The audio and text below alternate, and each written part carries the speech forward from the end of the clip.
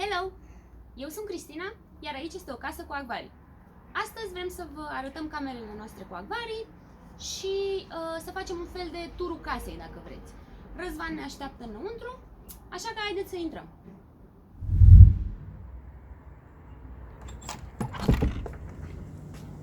Hello! Poftiți. Hai, la ora asta se vine. Închide ușa, că intră pisici. Deci, am început cu deci, ce tare! Aici avem holul cu acvarii. Sunt două rafturi, a câte 11 acvarii, dimensiunea medie a acvariilor undeva pe la vreo 50 de litri. În acvariile astea încerc să-mi țin organizați peștii cu care ies la târg. Peștii de vânzare, să spunem. Mare parte de vânzare. Se mai întâmplă să mă atașez de anumiți pești și nu vreau să-i mai vând. Aia vine omul, dar îl vreau pe ăla, că e mai frumos. Mai frumos am oprit eu. Trebuie să-i organizez un pic mai bine. Acvariile astea fac parte dintr-un sistem circulant, un SAMP comun, care se află în calea cealaltă. Populația de pești din acvarii este foarte, foarte mare. În mod normal, fără să ai sistemul ăsta cu SAMP și cu toate acvariile interconectate, nu prea poți să ții atât de mulți pești și apa să rămână curată. Ajută foarte, foarte mult SAMP-ul, dar o să-l detaliem un pic mai bine pe viitor. Și cam asta e holul. Pești. O să facem cunoștință cu ei, dar tot așa, într-un alt video. Și haideți să vedem mai departe. Let's go!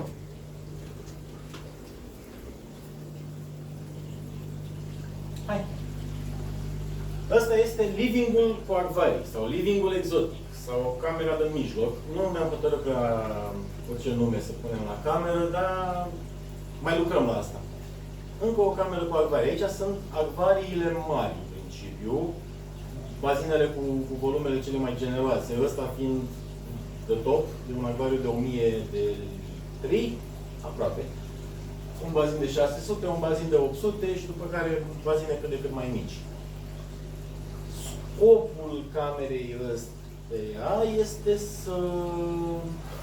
sunt sistemele. Aici se centralizează apa din casă. Adică avem 3 sisteme distincte de acvarii. Este sistemul de plante, care e format din astea 3 acvarii mari, care sunt circulante. Mai e sistemul cu holul, plus 2 rafturi de acolo, care sunt în aceeași apă, care au SAMP-ul aici, intrarea comună. Și mai este sistemul de ciclide, care înseamnă ce este sub bazinul de plante de aici și acvariile astea 6 de aceea, care au iarăși o filtrare comună cu un SAMP separat doar pentru ele. Mai este masa, unde sunt boluri cu beta și creveți, oranji și albaștri. Și cam asta e camera asta. Da, așa, o să intrăm în detaliu, explicăm fiecare sistem în parte, ce face fiecare, cum funcționează. Și mai avem o cameră, încă un lucru aici. În momentul ăsta, tot ce se vede în această cameră e într-un declin. De când am avut problema asta, nu m-am mai putut ocupa de ele, sper să pot relua în curând, cât mai repede. Dar poate să fie și un prilej foarte bun să învățăm niște chestii. Adică, pornind cu acvariile dintr-un stadiu un pic mai nasol, o să le aducem înapoi pe linia de plutire. Și o să urmărim procesul ăsta. Cum readucem un bazin cu plante care nu mai merge cum trebuie, cum reciclăm un sistem și așa mai departe. Mai avem o cameră. Haide, mă!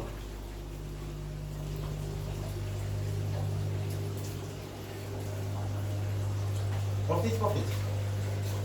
Asta este camera de vivipari, sau asta s-ar vrea a fi. În momentul ăsta eu o numesc camera de mostly vivipari, pentru că sunt câțiva pești care nu sunt vivipari. Da. Aici avem raftul ăsta și le-am dat nume. Ăsta este raftul de 6, acolo este raftul de 4, ăsta este raftul de 3 și ăsta este raftul de lemn.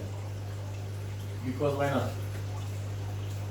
Raftul de aici este el în sine un sistem, adică cele 6 acvarii sunt conectate toate și apa funcționează un pic diferit prin ele față de sistemele din restul casei. O să vedem cum. Și în afară de ăsta, restul acvariilor sunt separate complet. Fiecare bazine cu filtrarea lui, încălzirea lui, apa lui, totul e complet diferit.